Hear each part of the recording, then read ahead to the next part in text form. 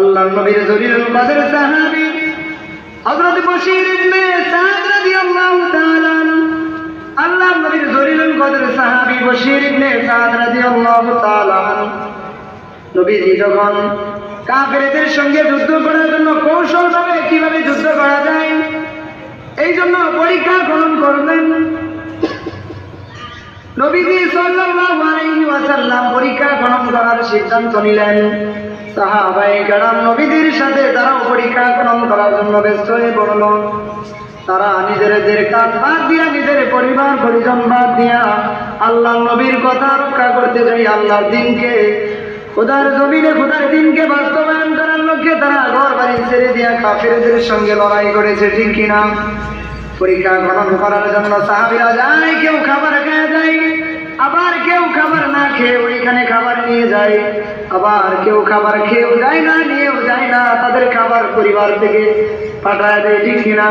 ঠিক তেমনি ভাবে আল্লাহর নবীর সাহাবী হযরত বশীর ইবনে সাদ রাদিয়াল্লাহু তাআলা তিনি আর তিনার শালা, তারা দুইজন যুদ্ধে করার জন্য তারা দুইজন পরীক্ষা গ্রহণ করার জন্য এরকম ভাবে মদিনার উত্তর প্রান্তরে চলে যায়। এরকম ভাবে নবীজির সাথে তারা পরীক্ষা গ্রহণ করতে লাগলো। হযরত বশীর ইবনে সাদ রাদিয়াল্লাহু তাআলার স্ত্রী ছোট্ট মেয়েটাকে দিয়া বলতেছে, মা, তোমার বাবা তোমার মামা মদিনার উত্তর প্রান্তরে তোমার বাবার তোমার মামা নবীজি সাল্লাল্লাহু আলাইহি ওয়াসাল্লামের সাথে সব সাহাবীরা মিলে পরীক্ষা গ্রহণ করতেছে, ওইখানে তুমি যাও, আমি এক মুষ্টি খেজুর দিয়া দিলাম। মেয়েটা রাসূলের খেজুরগুলা বেঁধে দিয়া বলতেছে, যাও তোমার বাবাকে খাবারগুলা দিয়ে আসো, তোমার বাবাকে আর তোমার মামাকে। ও মুসলমান, আল্লাহর গোলাম, এক মুষ্টি খেজুর দিয়া কি হয়, ঠিক কিনা? আমরা যদি কাজকর্ম করে যাই, যদি খাবার খাইতে বসি, কত খাবার খাই, কত আইটেম করি, ঠিক কিনা? ঠিক তেমনি ভাবে আল্লাহ নবীর সাহাবী বশীর ইবনে সাদ রাদিয়াল্লাহু তাআলা মেয়েটাকে দিয়ে পাঠায় দিল তার স্ত্রী, যাও তোমার মামাকে আর তোমার বাবাকে এই খাবারগুলা দিয়ে আসো। ছোট্ট মেয়েটা যায়, এরকম ভাবে বাবাকে খোঁজার জন্য পরীক্ষা যে জায়গার ভিতরে খনন করতেছিল ওই জায়গায় চলে যায়।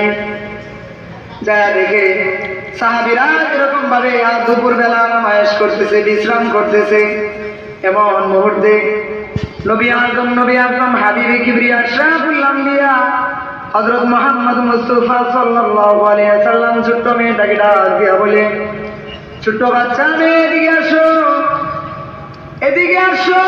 মেয়েটাকে ডাক দিয়া বলতেছে, এদিকে আসো। মেয়েটা চলে যায়, বলে, কাকে খুঁজতে করতেছো? বলতেছে, আমার আব্বা বশীর ইবনে সাদ রাদিয়াল্লাহু তাআলা আর আমার মামা এখানে এসেছেন, এখানে নাকি পরীক্ষা গ্রহণ করা হইতেছে, পরীক্ষা গ্রহণ করার জন্য আমার বাবা আর আমার মামা এসেছেন। ছোট্ট মেয়ের কথা অনুযায়ী বলতেছে, কি নিয়ে এসেছো, কিসের জন্য এসেছো? বলে, আমার মা বাড়ি থেকে আমার বাবার জন্য, আমার মায়ের জন্য, আমার মামার জন্য আমার মা এক মুষ্টি খেজুর দিয়ে দিয়েছে আমার কাছে। নবীজি বলতেছে, খেজুরগুলো আমার কাছে দাও। এরকম ভাবে নবীজি এরকম ভাবে হাত পাতলেন, হাত পাতার পরে দেখে নবীজির হাত লঘু বললেন না, তাহলে কি অল্প পরিমাণে খেজুর ছিল। দুইজন মানুষ, অথচ কয়জন মানুষ? মানুষ ছিল দুইজন, তারপরেও খেজুর এক মুষ্টি হয় না।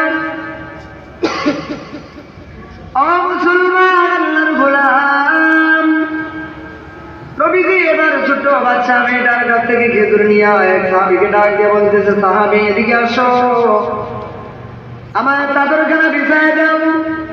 চাদরখানা বিছায় দেওয়ার পরে নবীজি এরকম ভাবে চাদরের উপরে খেজুরটি রেখে দিলেন। খেজুর গুলা রেখে দেওয়ার পরে ওই দিক দিয়ে ছোট্ট বাচ্চা মেয়ে, আমরা যদি সাধারণভাবে আমাদের যুগের মেয়েদেরকে যদি বাচ্চাদেরকে যদি বলা হয় দেও, এটা অনেক বাচ্চারা হয়তো বা দিতে চায় না, ঠিক কিনা? কিন্তু এটা কে বলেছে? আল্লাহ নবীর কথা পৃথিবীর কোন মানুষ পালাইতে পারে না। কেমন নবী, কেমন মায়ার নবী, কেমন দয়ার নবী, সেই সম্পর্কে আল্লাহ তাআলা বলেন, ওয়ামা আরসালনাকা ইল্লা রাহমাতাল লিল আলামিন। ও দুনিয়ার মানুষ, আল্লাহর গোলাম, আমার নবী কাফেরের জন্য রহমত, নদীর জন্য রহমত, কাফেরের জন্য রহমত, মুমিনের জন্য রহমত, নবীকে চিনল না রে যুবক, ওরে পর্দার আড়ালের আম্মা জানেরা, ওই নবীর কথা মতো চলল না রে যুবক ও মা বোনেরা। নবীর সুন্নাহ অনুযায়ী জীবন গড়া, দেখবার শান্তির কোনো অভাব থাকবে না, কিনা? ছোট্ট মেয়েটা বলতেছিলাম, আরে বাবাজি বন্ধুরা, ছোট্ট মেয়েটা ভাবতেছে মায়ের বাবার কথা মামার কথা। ওইদিক দিয়া নবীজি সাল্লাল্লাহু আলাইহি ওয়াসাল্লাম খেজুরগুলো এরকম ভাবে চাদরের উপর রাখার পরে সাহাবীকে আদেশ করলেন, সকল সাহাবীদেরকে ডাক দাও। সাহাবী এরকম ভাবে চিৎকার দিয়া বলতেছে, সাহাবীরা, ও সাহাবীরা, তোমাদেরকে নবীজি পয়গাম দিয়েছে, তোমরা এদিকে চলে আসো। নবীজির কথা এরকম ভাবে পাওয়ার পরে, সংবাদ পাওয়ার পরে তামাম সাহাবীরা একত্রিত হলো। এবার নবীজি বললেন, তোমরা এই খেজুরগুলো এখান থেকে খাও। খেজুর কয়টা? একেবারেই অল্প, ঠিক না? সাহাবীর সংখ্যা ছিল অনেক। এরকম ভাবে তারা প্রত্যেকে একের পর এক খেজুর খাইতে শুরু করলো। একজন আরেকজন এরকম ভাবে খাইতে থাকলো, কেউ কাউকে বাধা দেয় না। অথচ অল্প সংখ্যক খেজুর ছিল এখানে, অল্প একেবারে সীমিত অল্প খেজুর ছিল। নবীজির জলিলুল কদর সাহাবীরা খাইতে খাইতে দেখা যায় তাদের তৃপ্তি পড়ে গেছে। তাদের যেই পরিমাণ ক্ষুধা ছিল, খেজুর খাওয়ার পরে দেখা যায় তাদের ক্ষুধা নিবারণ হয়ে গেছে। এবার খাওয়া দাওয়া শেষ হওয়ার পরে দেখে তারপরেও খেজুর গুলা শেষ হলো না, তারপরেও অবশিষ্ট রইল। আল্লাহু আকবার। দুনিয়ার মুসলমান আল্লাহর গোলাম, এই ছিল আমার নবীর মুজিজা।